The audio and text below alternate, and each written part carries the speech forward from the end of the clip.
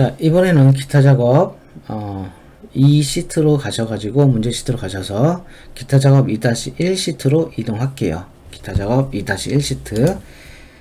자, 이제 매크로 문제인데요. 매크로는 두 문제가 나오고 각각 5점씩 해서 10점짜리 작업입니다.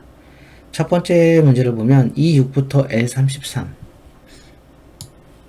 자, 요 범위가 되겠죠. 그렇죠? 이 범위에 사용자 지정을 할 건데요. 일단 범위 지정하기 전에 우리 개발 도구에서 매크로 기록 클릭해 주세요. 자, 매크로의 이름은 서식 적용.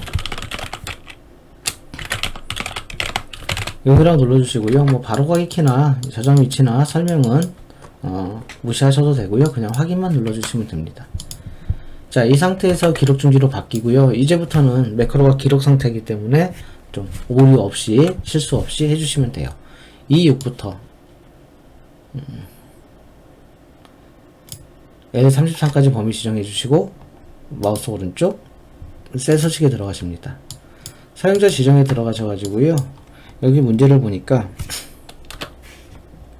셀 값이 1과 같은 경우 여러가지 서식이 들어가는데 조건을 입력할 때는 대괄호로 입력해요. 이게 1과 같은 경우 영문자 쌍따옴표하고 영어 영문자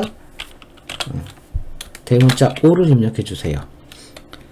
세미콜론 한 다음에 또 추가적인 게 들어가는데요. 이번에는 0과 같으면, 그렇죠? 저기 있는 값이 1이면 동그라미로 바꿀 거고요. 영문자 5로 0과 같다면 쌍따옴표 X로 X 대문자로 바꿀 거예요.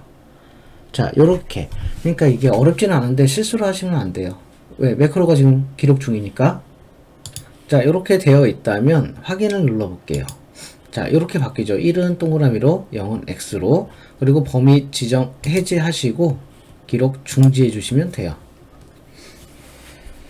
자, 그 다음 문제를 보니까 B2부터 C3 영역에다가 우리가 여기다 이제 단추를 넣을 건데요. 개발 도구의 삽입에 양식 컨트롤의 첫 번째 이게 단추거든요. 클릭해 주시고 Alt를 누른 상태에서 B2부터 C3까지 드래그 해 주시면 단추가 들어가요. 이따 보일 거예요. 서식 적용 클릭해 주셔서 아까 우리가 했던 서식 적용 매크로 클릭해서 확인을 눌러 주세요. 여기 있는 글자는 서식 적용으로 입력해 주세요.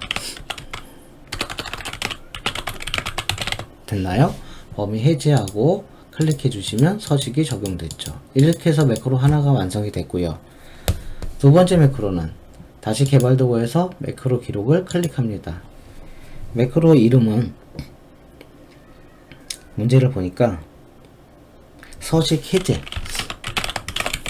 입력해 주시고요. 확인을 클릭해 주세요. 자, E6부터 L33 영역은 그죠? 33 영역을 범위 지정하고 표시 형식, 홈에 가서 이 표시 형식을 일반으로 바꿔줍니다. 그러면 원위치로 돌아오죠. 범위 해제하고 개발 도구에서 기록 중지 해주세요. 두 번째 단추의 위치는 E2부터 F3 영역에 개발 도구에 삽입해 오시면 단추 이거 클릭해 주시고요. Alt 누른 상태에서 드래그. 자, 서식 해제 선택해 주시고요. 확인. 이 이름은 변경해 주시면 돼요. 됐나요? 자, 이 상태에서 서식 적용 누르면 이렇게 바뀌고요. 해제 누르면 해제가 되겠죠. 자, 이와 같이 해주시면 되고요. 이제 또 한 가지 매크로를 이제 실수했을 때는 어떻게 하냐면 다시 매크로 기록 눌러가지고 서식 적용해서 다시 오버라이트 시키면 되고요. 여러분들 비주얼 베이직 들어가시면 여기에 모듈이라고 있거든요. 혹시나 요 이름을 잘못 썼다면 이름을 수정할 수 있어요. 그래서 뭐 서식 적용 이름을 수정한다든지 이거 수정한다든지 글자가 잘못됐으면 그렇게 해서 해주시면 되고요. 그때는 마우스 오른쪽 매크로 지정해서 다시 한번 선택해 줘야 되겠죠. 자, 이렇게 해서 매크로 작업 마무리 짓도록 하겠습니다.